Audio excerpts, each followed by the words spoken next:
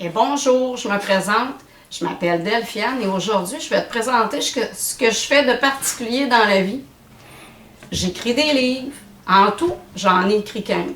Des romans fantastiques, humoristiques, la biographie d'un chanteur célèbre à la fin des années 60, début 70, un trailer psychologique, un roman historique et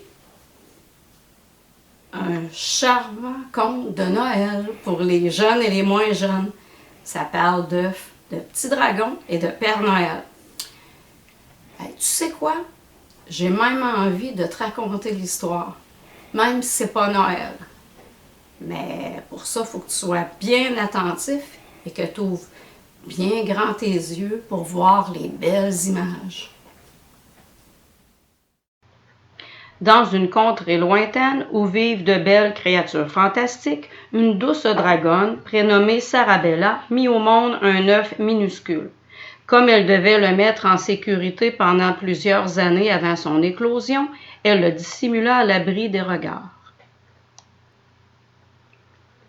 Une forte tempête s'abattit sur ce monde et le petit œuf de Sarabella fut transporté très loin de sa mère.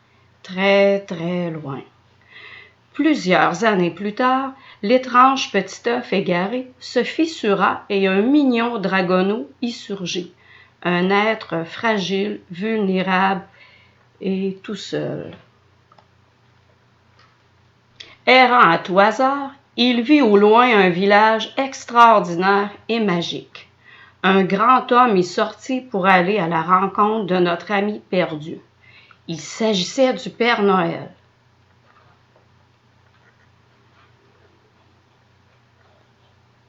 Celui-ci accueillit le jeune dragon dans son village en attendant de résoudre l'énigme de sa présence sur Terre.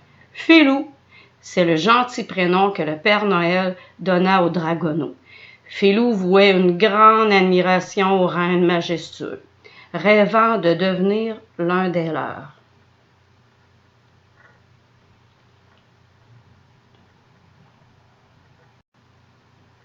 Malgré son entraînement assidu, sa maladresse, ses ailes encombrantes et sa queue étaient souvent une source de moquerie.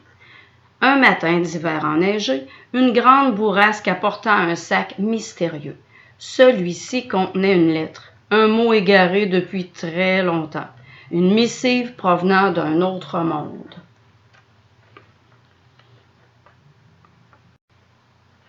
Sarabella, la dragonne, avait égaré son œuf.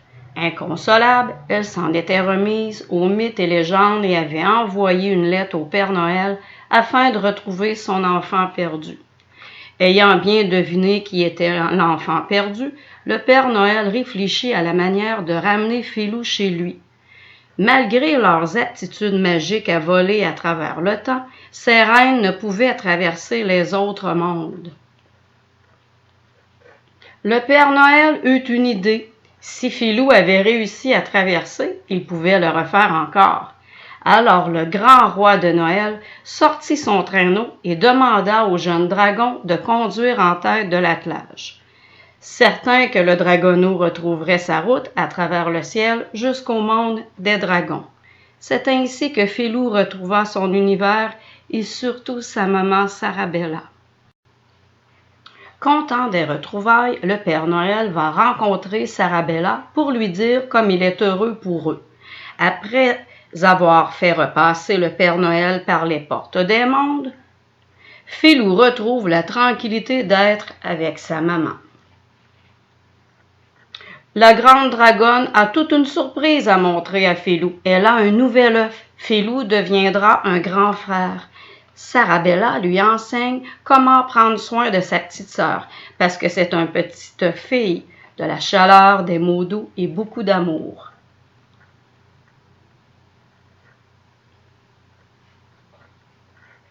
Après une période de bons soins, le petit œuf éclot. Une charmante tête de dragonnette émerge de l'œuf. La fête de Noël approche et Filou écrit sa lettre au Père Noël. Sa petite sœur dragonne, qui se prénomme Ophélia, le regarde faire. Filou explique à Ophélia qu'il doit faire passer les portes des mondes à son message pour que le Père Noël puisse le recevoir.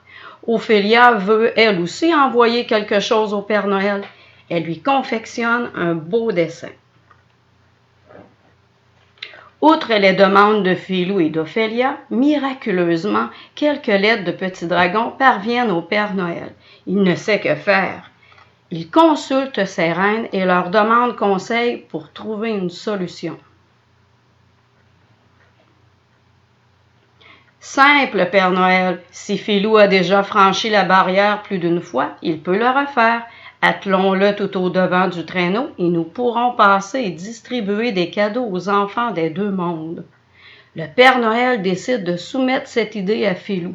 Celui-ci, enchanté, accepte de concrétiser son rêve, conduire le traîneau du Père Noël.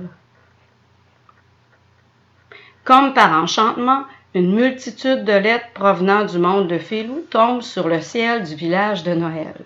Depuis ce temps, notre Philou tire le traîneau du Père Noël dans la nuit de Noël, apportant cadeaux, surprises et bonheur aux enfants des deux mondes.